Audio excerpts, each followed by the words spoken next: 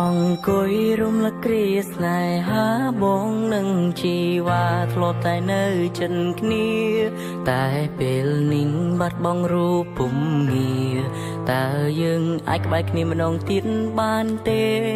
បងនៅតែមិនអាចបំភ្លេចរូបអូនតើរូបមានស្ងួនអូននៅនឹងបងទេក៏ដឹងហើយពេលនេះរូបស្រស់មៀងមេអូនមានគេដើម្បីបំភ្លេចរូបបងពេលដែលយើងចាប់ផ្ដើមស្នេហាបងនឹងរៀមរាដូចជាមាននិស្ស័យតែពេលនោះចិត្តពួកយើងនៅក្មេងខ្ចីចិត្តអើយចង់រៃប្រឡ័យស្នេហ៍យើងទាំងពីរដល់ពេលមួយពួកយើងឈានដល់ផ្លូវបែងមិនបាញ់ប្រកែកព្រោះនេះជារឿងព្រំលីងខ្លាំងពេលវេលាជានាងបង្ខំបងខិនឲ្យយើងឃ្លាតពីគ្នាក៏ដឹងហើយថាអូនមិនអាចត្រឡប់ក៏ព្រោះពេលនេះស្នេហាទៅឈានដល់ផ្លូវបាញ់ចំតើអូនអាចវល់រកបងម្ដងទៀតបានទេ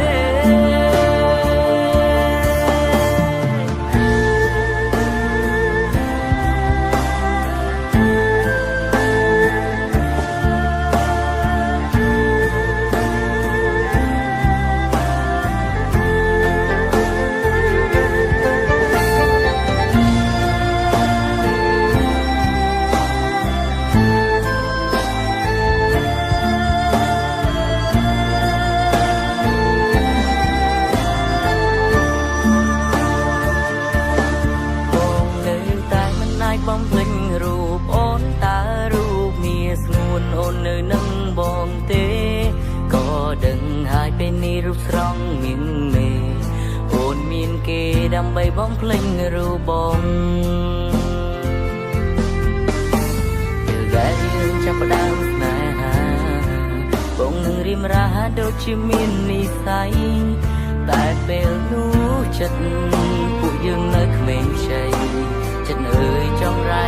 ប្រឡ័យស្នេហ៍យើងទាំងពីរដល់ពេលមួយពួកយើងឈានដល់ផ្លូវបែងមិនបាញ់ប្រកែកព្រោះនេះជារឿងព្រំលីងខ្លាំងពេលវេលាជានាងបង្ខំបងខិនឲ្យយើងឃ្លាតពីគ្នាក៏ដឹងហើយថាអូនមិនអាចត្រឡប់ក៏ព្រោះពេលនេះស្នេហាទៅឈានដល់ផ្លូវបាញ់ចំតើអូនអាចវល់រកបងម្ដងទៀតបានទេអូននាងស្មោះបងគឺជានាងក្បន់អូនទ្រាំអន់ធ្មត់ក៏ព្រោះតែអូនស្នេហ៍បងដល់ពេលនេះទើបបងដឹងរឿងខុសឆ្គងដែលបងធ្លាប់រំលងអូនពីមុនបងសុំទុំ